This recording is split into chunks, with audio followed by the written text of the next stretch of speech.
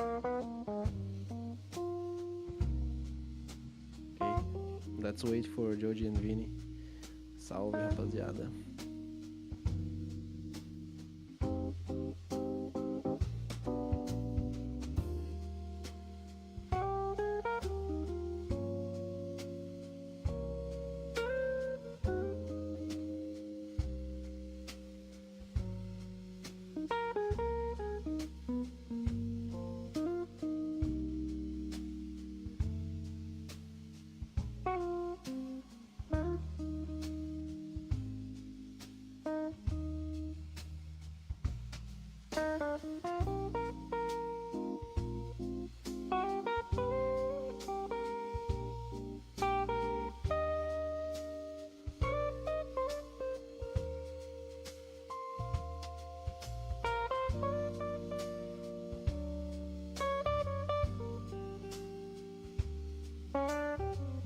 Yes, Bob.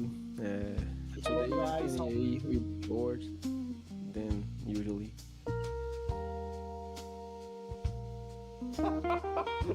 What a nice gift that Zane sent us. Okay, let's see. Morning, Bob. Ok, salve, ponto, como você tá? Yeah, Bob, we got a little mixed up with the holidays. So me and Vinny are working a lot on the prototype lately. So we got lost on track of time and lost on the track of the holidays. We forgot to say about the Q&A or to reschedule for next week. But since you guys are here, I think we can have a little chat and answer questions for you guys about how the project is going at this moment and where we are. Oh, you don't have that on the United States? It's the workers' holiday. Workers, labor Yes. workers. I don't know the right translation. I have this two in France. Bro, Bob, in China here they have in China. No, that's pretty bad. O Vini acho que ainda fez verificação de Discord. Yeah, Labor Day. Yes. Yeah, we have Labor Day in Brazil, in Europe, I think. In China, Labor Day is like 5 days. So this Friday, the weekend, and Monday and Tuesday, they are all holidays, so our factory will be closed. But on Europe, our engineers are still working. So next week, Monday, they will kick off on the prototype things that we need. So a little update for you guys. Let me see how many Brazilians do we have here. Brasileiros, quantos brasileiros temos? Se pronunciem no chat, por favor. Temos o ponto, obviamente. Antes tinha o Robertinho, né? Mas o Robertinho saiu, eu acho. Okay, I think we will speak mainly in English. Apenas um. Ok. Ah, mas tá aprendendo, ó, o Zani. Tá aprendendo o português do Brasil. Yeah, you're speaking very. Zane is French. Okay. You know how to write in Portuguese then. Okay, we'll speak mainly in English. This Q&A will be very quick.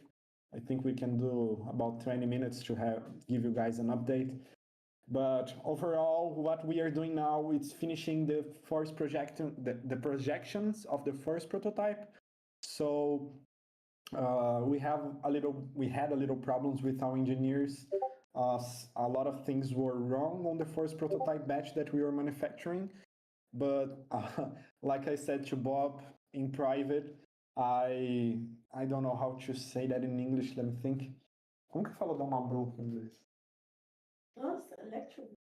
I give them a lecture, I think. I think that's the right name in English, the right word. But I lecture them, I fight with them with my words, as I can say, like I would say in Portuguese. But I had a very serious meeting with them. I said to them that the way it was working could not go that way. So now we have another engineer on our product. Sorry, Zane, I don't know how to speak Mandarin yet. But we have another engineer in our product. It's a senior one. He's very, very great, and he's doing a lot of work very fast. So we plan to have the first projection ready for Wednesday, and on Tuesday next week, we'll be able to send everything to the prototype manufacturer. And then we can wait for a couple of weeks before we have our first prototype. So if everything goes according to schedule, we will have our first prototype in hands between 15 and 22 of May. We will be making about electrified argument. Yes, thank you, Chip. I have a very serious argument with them. So we will manufacture 11 prototypes, so 3 prototypes to Brazil, 1 for Bin, 1 for Luis, our firmware developers, 1 for Rafa, our app developer, 1 for me, 1 for Vini, 1 for me and Vini to destroy, like I said to Bob in private too, that will make all of different kind of testings. So letting in one function on repeat for 2-3 days, a lot of stress testing on this little boy, and 2 for our engineers on Finland, another 2 for our engineers on Denmark, and 1 for our mechanical engineer. So that's all that we are going to make. According to our engineers and how the project is going, we think that from the first prototype to the second one, that we hope to be the last one before our bridge production, we expect to have about 1.5 months between one prototype and 2 prototypes. So soon enough, we'll update you guys about the roadmap. I can give you a heads up that we were going to be a little late, not because of the prototype itself or the development, but because at first we made the evaluation with FCC and CE with just 3 radios, that was Wi-Fi, Bluetooth, and NFC. And now that we have Wi-Fi, Bluetooth, NFC, LoRa, sub-gigahertz, they are 6 radio frequency functions and 1 function that is infrared, so 7 different functions. We expect to have a little more time to work with FCC and CE. So we are expecting before 1 month, but now we are expecting to be between 2 and 3 months of FCC and CE work. Of course, that as soon as we have their approve, like if FCC is approved before CE, we will ship to United States before, like Bob recommended us. So we are already discussing with our partner of logistics to have everything ready to be shipped as soon as the FCC and CE approves. But yeah, and you guys already know that our Kickstarter campaign is now closed. And we will open our pre-sales on our own webpage via Shopify by June. We will make everything with the new prototype, expect a completely new site, a completely new design on the website, a completely new and nice video than we had before from the Kickstarter. And yeah, I can give you guys the upheads that it will be more expensive than we thought, because the Highboy costing $160 was before we have RFID and before we have LoRa, and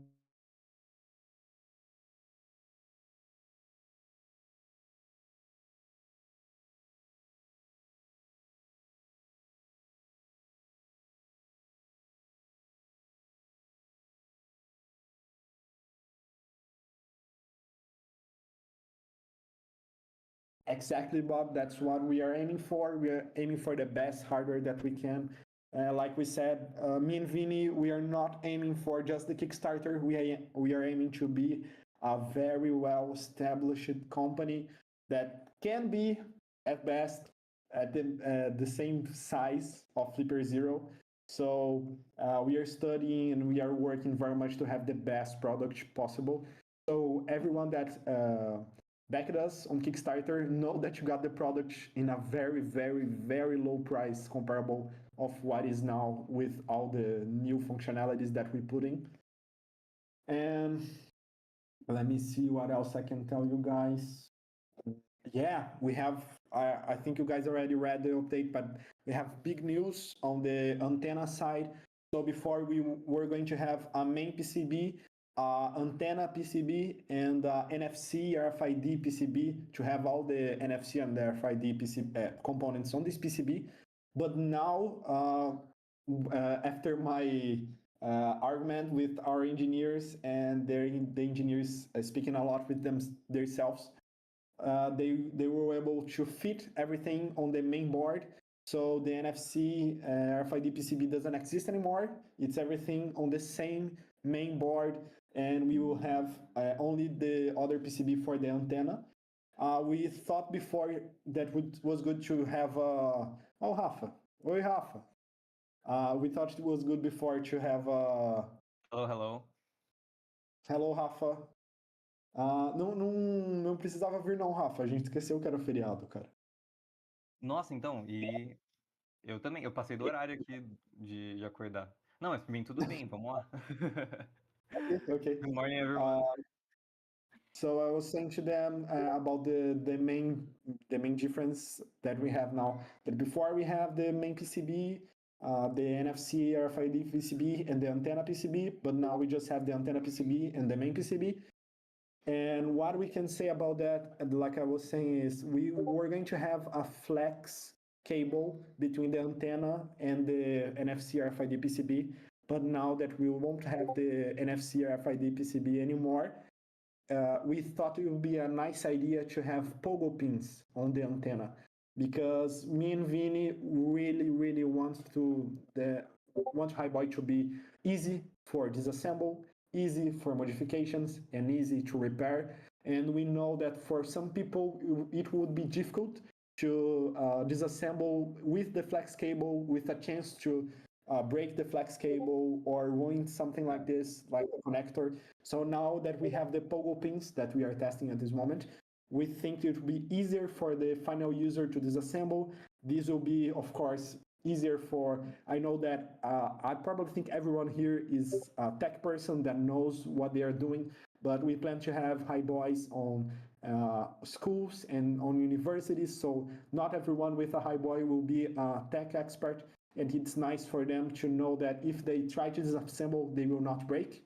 It's simple to disassemble and assemble again, so that's what we are aiming for. And it was actually an idea from one of the CEO of the companies that we work with. He's a mechanical engineer. He's always with us in the meetings. And I was really impressed that one of these great ideas come from the factory CEO. So I think that was very nice to have. It's great Okay, to have like someone like that is involved in the process can suggest things like that. So yeah, that's very good, very true. And yeah, any updates on the firmware, Manuel? Ainda no LoRa. Okay. Começar o firmware de teste, né? So É porque eu não tô mexendo no firmware. Principal. Quem tá mexendo é o Thiago, ele tá fazendo só a parte do LoRa. Okay. And so, like we are, like I said, we are approaching the first prototype. So, Luis is still working on the LoRa on our main firmware, and Bean is working on the testing firmware. That we will need to have a different firmware specific to test all the components and all the functionalities. Not to use the Highboy itself, but to test like is the Highboy working properly? Is the connection great? Is the battery going smoothly? How is everything assembled? If the prototype is running nice, what will tell us is the testing firmware. So it's a very important step of our manufacturing process. And let me ask you something, Georgie. Will this testing firmware be available for people to use later, or it will be used just for manufacturing? No, it will be usually used mainly by manufacturer, but like everything we do here, it's open source. So we will have the repository open for anyone that wants to test their Highboy. Oh, yeah, that's what I mean. That's great. That's great. I didn't Okay. know about that part. So Rob said, I know this may be a niche piece of news, but I'm glad you guys were working with Meshtactics versus Meshcore, because I think Meshcore just went through a split and they are going to have some issues, I think, going Oh. forward. Yeah. So Yeah. Meshcore is also in our plans, yeah. But yeah, we decided to focus first on Meshtastic. And what was the third one that we were going to? Oh, Bing just said Retic- Yeah. Reticon, yeah. But I with Bing and Tiga decided to go with Meshtastic first because of their preferences, I believe. But it's nice that we that was that was the decision in this moment that coincidentally Meshcore is going through some issues, so we are lucky there. Salve, Afrozen. Bom ter você aqui, beleza? Okay, so let's answer Zane. I had a question at previous session. How does dual MCU work? Like when you're flashing the firmware, how is it flashed between the two ESP32 and how are they communicating? I know a little bit about this, but I will ask Emmanuel because he'll know a lot more than me, then I can answer to you correctly. Então, Manuel, como que funciona essa parte de dois MCUs? Quando você faz o flashing do firmware, como que faz o flash desses dois ESPs e como eles estão comunicando nesse momento? O Dual MCU ele funciona na arquitetura de Command Control, então o P4 ele é o Master e o C5 ele é o Slave. O C5 ele recebe os comandos do P4 via SPI, com comandos binários para tornar a comunicação muito mais rápida. E o flash entre os dois é feito via o ART, protocolo ART, onde o P4 vai colocar o C5 em modo de boot e reset e vai enviar um firmware do C5. Então, quando acontecer alguma atualização, o P4 que fica responsável por fazer toda a atualização OTA dos dois MCU. Então eles comunicam basicamente um protocolo SPI para troca de comandos e informações e o protocolo ART é para fazer a parte de fazer o P4 fazer o flash no firmware no C5. Uhum. Então I não can precisa conectar o C5 em algum USB ou alguma conexão especial. O P4 já vai fazer todo o trabalho de enviar o firmware para o C5. So I believe I can translate that, Georgie. So basically, our dual MCU architecture right now, it works as it works with a command control architecture in which the ESP32P4 is the master and the C5 is the slave. So basically, the P4 will be responsible for everything. Is that right? I think that's right. Sim. So it will coordinate the commands, and it will also be responsible in flashing the C5 whenever there's an update. So it uses an UART connection for flashing, and in SPI not connection, but like an UART protocol for flashing and SPI protocol for commands later on. So I believe that's it. That's how it works. And all right, moving on to the next question that is also related to the firmware and flashing. How easy is the flashing process going to be to update the firmware? So let me ask Bing about that because he'll have a better answer. Então, quão fácil vai ser fazer o flash de updates no firmware, ou para flashar um firmware novo ali no sistema. O quão fácil vai ser fazer isso, Bin? Pode fazer o flash de firmware de várias formas. Primeiro, se quiser fazer o update via OTA Wi-Fi, você vai conseguir. Então, você vai entrar no Highboy, vai conectar ele em algum ponto de acesso e vai nas configurações e vai atualizar. Ele vai baixar o firmware e o P4 vai fazer as atualizações do firmware completamente. Essa é uma das opções, fazer a atualização do firmware via Wi-Fi. Uhum. Você pode conectar caso quiser, né, conectar o Highboy no computador e ele também vai fazer essa atualização automaticamente, sem tu ter que baixar algum arquivo manual, ele vai fazer tudo para ti automaticamente. E tu pode seguir Pega. também, Pode falar. exato.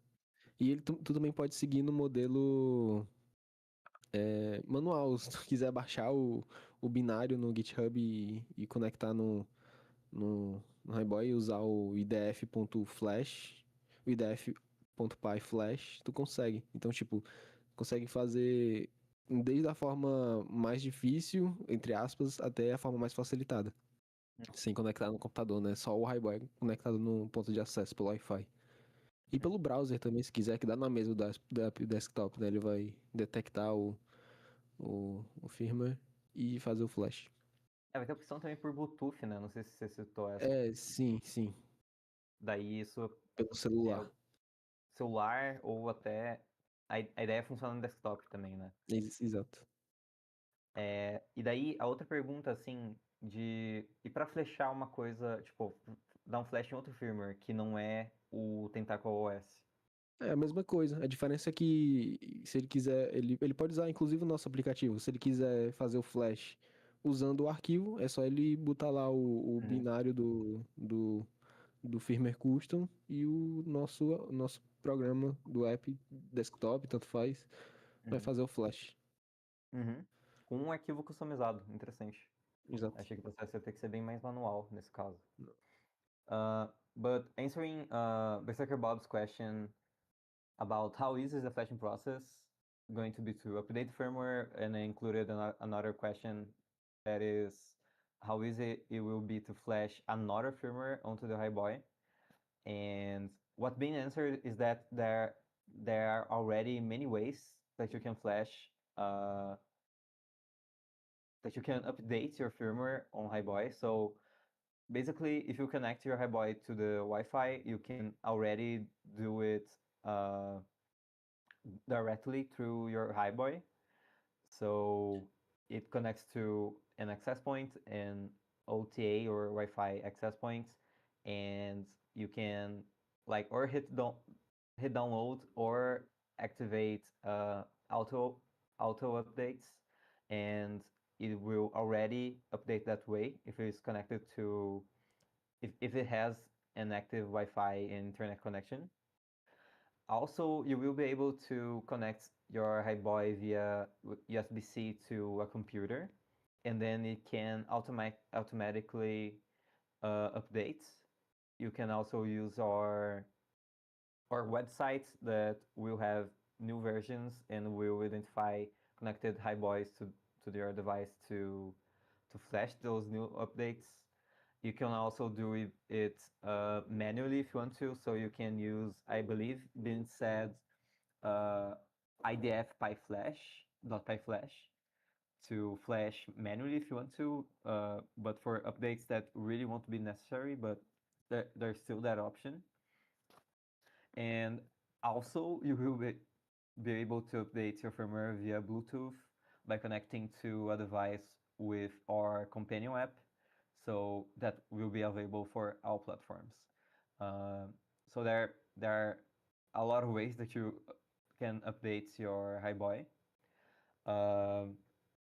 And if you want to flash new firmware, like firmware that isn't the Tentacle OS, onto your Highboy, you will be able to do that through our companion apps or through the website. You just select the files that you want to flash onto the device, and you will be able to do that easily with without needing to basically hack your way into the Highboy to flash those different firmware.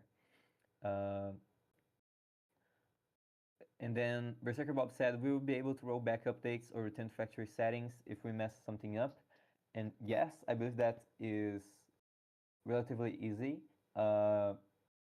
If you just flash an earlier version, if your hardware is okay, you can just flash an earlier version and you won't have any problems with that. Then you can also just clear your local storage and you can easily go back to like factory settings if you want to. So we have a question from Dag that asks, wouldn't use a hub connect to USB-C be easier so we can keep C5 UART P4 and C5 SPI P4, but you also can have serial for both devices instead of dealing with UART pass-through for the C5? Ok, let me ask that em português. Então, tem uma pergunta do Dag ali, não sei se você entendeu bem. Não, você já marcou o Vini ali, né? Eu entendi, só que quando ele fala Ruby, ele quer dizer, tipo, deixar duas entradas de USB-C, Sim. como se fosse um Ou Ruby mesmo, talvez- porque, tipo, porque se for isso, de deixar duas entradas USB-C, o que a gente quer é deixar mais fácil pro usuário, né? Deixar duas entradas de USB-C pode deixar complicado para usuários iniciantes, etc. Porque, tipo, também não vai mudar muita coisa. Tu vai conseguir ainda ter acesso ao... como é que eu posso falar? O print de serial, né, do C5. O P4 ele consegue te fazer esse forward. Aí, tipo, ter uma entrada USB, eu creio que pode facilitar mais, mas só que o Vini consegue responder essa pergunta melhor, da dúvida desse cara aí. Okay. So Dag, what being said is that basically, for that to work, like having serial for both devices, you would probably need two USB-C ports or some kind of mechanical switch to indicate like with which microcontroller you're interacting at the moment. But the forwarding via UART from P4 to C5 is nothing that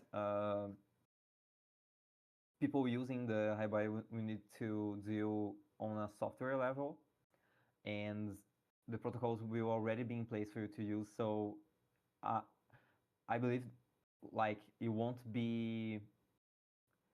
block anything like the UART connection. But also, let's see, you can use a hub inside the device like the Bunshi by the wire headers. All right. So Vini, that is our hardware specialist, also our founder, but our hardware specialist, will look into what you said in a bit. I believe that Bean already tagged him there. Yeah, in the chat. Okay, just to interrupt you very quick, Rafa. I have some things to do here at home. I think you guys can finish the Q&A. I already gave you all the updates that we have, the main ones at first. But thank you very much, guys, for joining us. Thank you very much for making questions and participating being part of the development. It's very nice for us to have you guys here, and it's really important to me to have you guys. So thank you very much again. You can continue the Q&A, and have a great holidays, everyone. See you, Judy. All right. So going back to what I was saying, I was answering Dag. Yeah, I believe Vini will be able to answer you more in depth about that. But it's probably not as simple as you think it would be, and that's why we chose the P4 to C5 UART connection and using that controller architecture. But for now, moving on to the next question, we have a question from Chip. Can I use Highboy as SDR for my phone or laptop? And Bim, você sabe a resposta para esse? Se a pessoa pode usar o Highboy como um SDR para o telefone e laptop, eu não sei o que é isso, Cara, principalmente. poder até pode, só que, tipo, não vai ser um SDR assim de fato. O SDR só pra tu não ouvir, assim, pra Aham. comparar, tu conhece o HackRF do Great Scott Labs? Já ouvi falar. Aham. Pronto, aquilo ali, sim, tu consegue usar como SDR, que ele funciona como se fosse um rádio, né, pro teu computador. Tu conecta ele no teu computador e consegue trazer as informações que ele tá trazendo. Só que, tipo assim, o hardware deles é tipo, vai de megahertz até giga e cacetada. Aí, o nosso dá até pra fazer isso, mas só que não vai ter, assim, tanto poder igual um hacker RF da vida, né? So answering your question, Chip, basically, yes, you can like use your Highboy as kind of SDR for phone or laptop, but like the SDRs, like one of the most popular SDRs right now is like the HackRF that you use for like radio communication, if I'm not mistaken. Um, and what being said is that those are specialized in radio frequencies. So you have like a much wider range of frequencies that you can connect to via radio. And with the Hairboy, you'll be able to connect to some frequencies, and you can use it like that. You can use it as a SDR, but it won't be as effective as a tool that is specialized for radio. So yes, you can. There are some caveats to it, but uh, the general answer is yes, you can. Let's see. And Berserker Bob asks, have you guys thought about being able to change the background or font color of the UI? And yes, definitely. We want the themes to be completely customizable. We already have a team of designers working, like a team of designers. We have like our 2 designers, but they're very good, I promise you, working on that, so that our Highboy UI can be like easily customizable and giving you a lot of options on the front. Um, Let me see if Bean has something to add.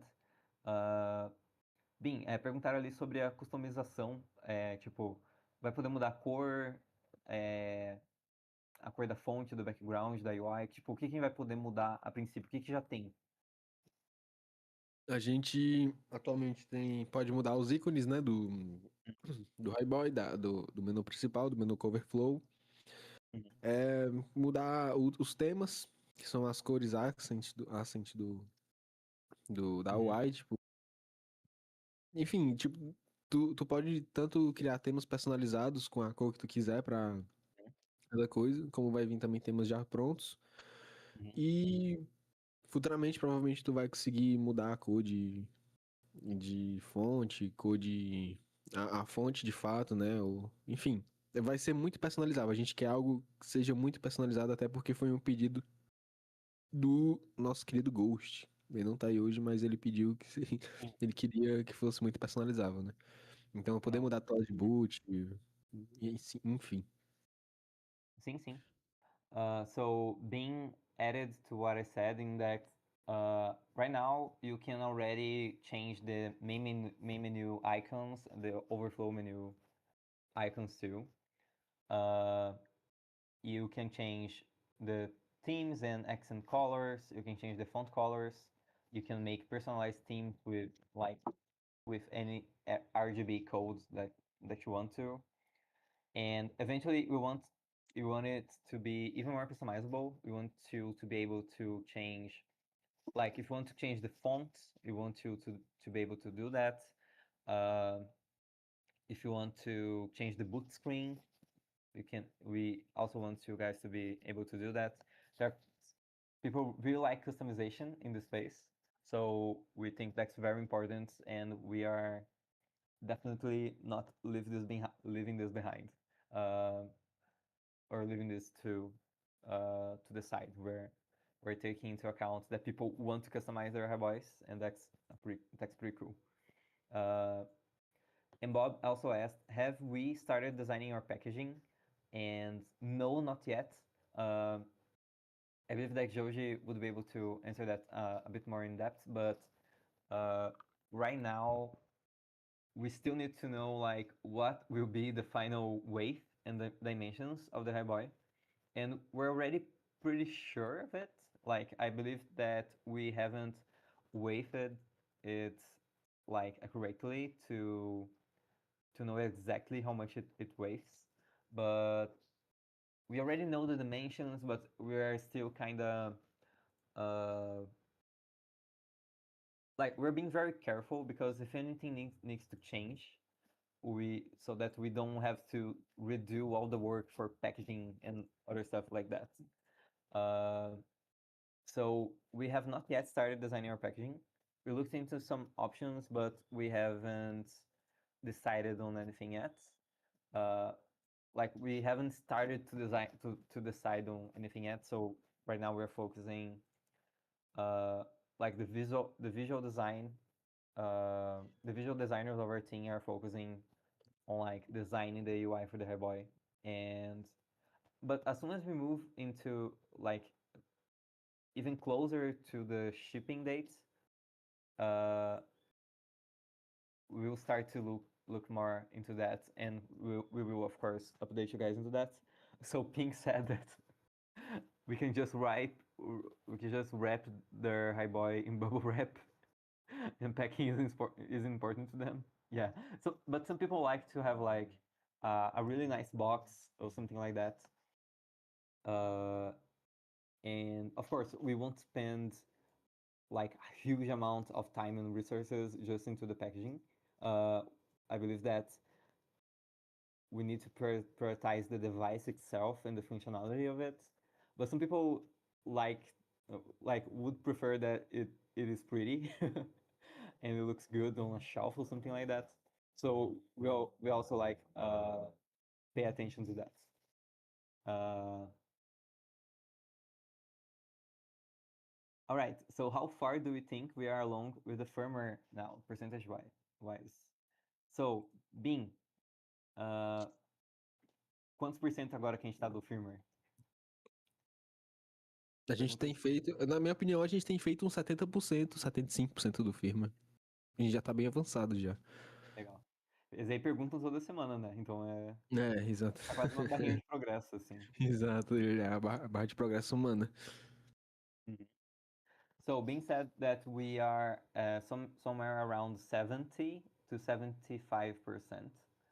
So we are, yeah, and that's true too. Like I don't believe, I believe we'll only say that is 100% done.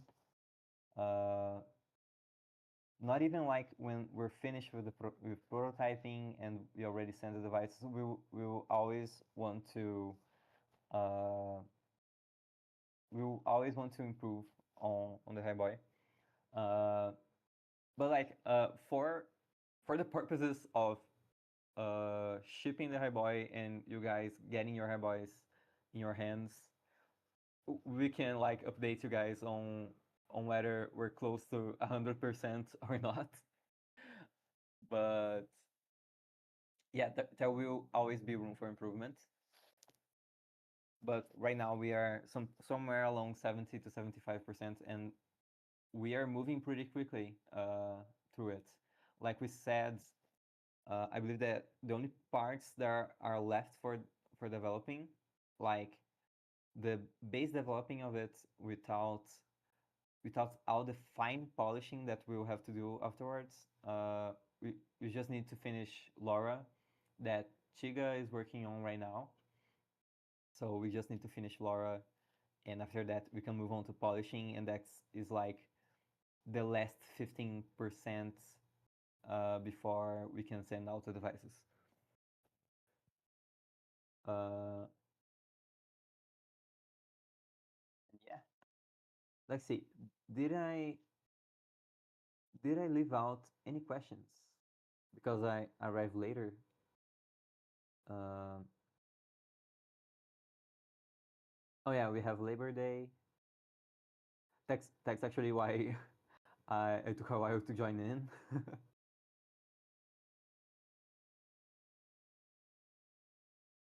Let's see. Hello, Gus from 3D periods. What is that?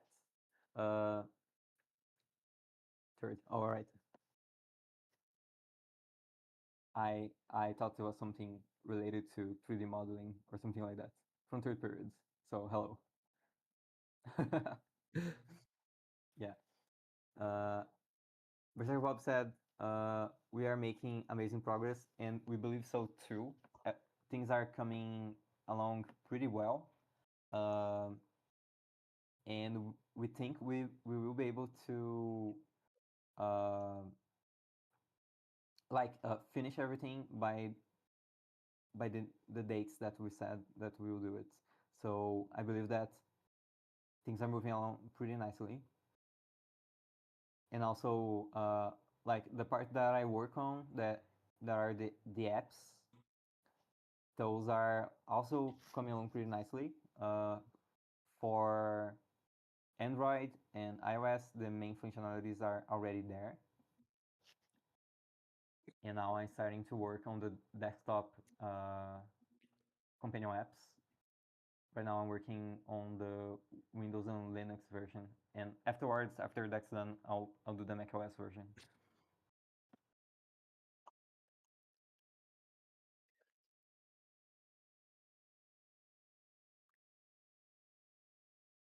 Let's see.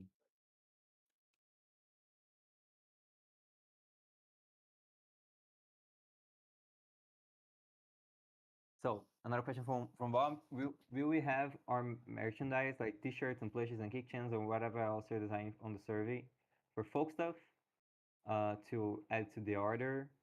And yes, I believe that when you when we get to the survey, because I believe that we closed our sales for the Kickstarter this week. I believe it was like yesterday or the day before that. Um, we still haven't opened the survey so that people can like supply us with their shipping addresses and like add more stuff onto their pledges if they want to. But I believe that by the time we do that, we will already have some merchandise like that. We're looking right now. Pedro, that is one of our designers, is working on some shirt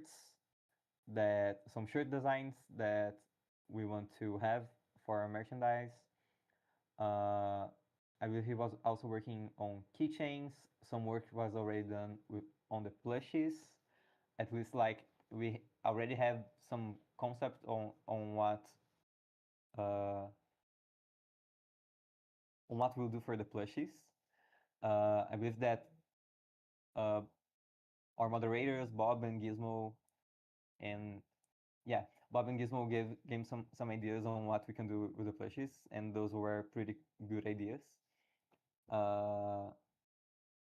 But yeah, I believe that by the time that we open the survey, there will already be some options for adding some merchandise that to your orders, so that it gets shipped along with your Hibuy.